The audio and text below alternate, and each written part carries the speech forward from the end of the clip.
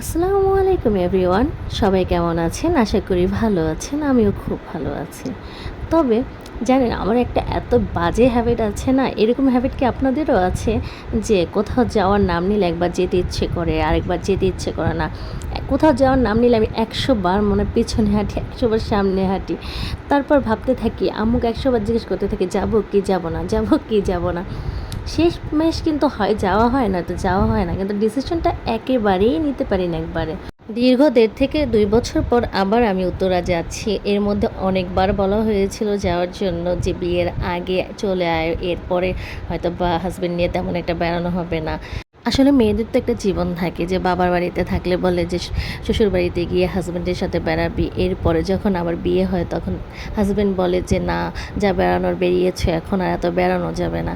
তবে আমার হাসব্যান্ড কখনো নিষেধ করে না তেমন একটা, কিন্তু আমি তাকে ছেড়ে যাই না। আসলে তাকে ছেড়ে কোথাও গেলে আমার নিজেরই খারাপ লাগে। মনে হয় যে এত ব্যস্ততার মাঝখানে যদি একটা দিন সময় পাই তাহলে ওই সময়টা আমি তাকে দিতে চাই, বা সে আমার সাথেই থাকে সেই সময়টুকু।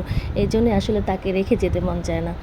তো যাব না করে শেষ পর্যন্ত যাওয়াই হয়ে গেল। যদিও একটু ঠান্ডাজনিত সমস্যা ছিল, এত বেশি পরিমাণ চোখ ব্যথা করতেছিল, তারপরেও আবার মায়ের মন এমন একটা জায়গা, মা এমন একটা মানুষ, সে কিন্তু সন্তানের সব কষ্ট হয়তোবা উপলব্ধি করতে পারে।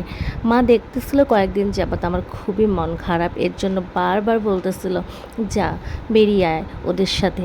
কিন্তু মাকে রেখে একা আবার আমারও যেতে ইচ্ছে হচ্ছিল না। তারপরে আর কি করার, মা বলছিল বারবার, আর নিজেরও একটু মন খারাপ ছিল, ভাবলাম বেরিয়ে আসলে হয়তো বা ভালো লাগবে।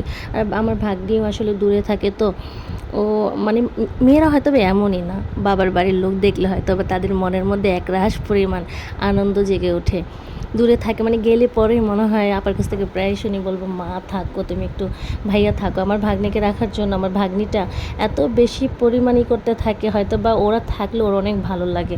তারপরে ভাগ্নির যে ছেলে মেয়েগুলো আছে, ওরাও নানা নানিকে দেখলে, মামাকে দেখলে, মামিকে দেখলে এত বেশি পরিমাণ খুশি হয় বলার মতো না। যাই হোক, অনেক ইমোশনাল কথা বলে ফেললাম।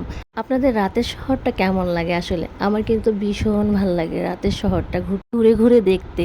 রাতের বেলা যদি মানে রিক্সা দিয়ে ঘুরি না, আমার আরও বেশি পরিমাণে ভালো লাগে। তারপর যাই হোক, এই যে আমরা চলে আসলাম, আসার পর ভাগ্নের ছেলের সাথে ফাজলামি করতেছিলাম, দেখো এখানে তোমাকে কে কিস করেছে। কিসটা কিন্তু আমি করেছি, কিন্তু ওর রাগে ফেটে যাচ্ছিল। এই যে বাচ্চাদের সাথে ছোট ছোট আনন্দ, এগুলোই খুশি।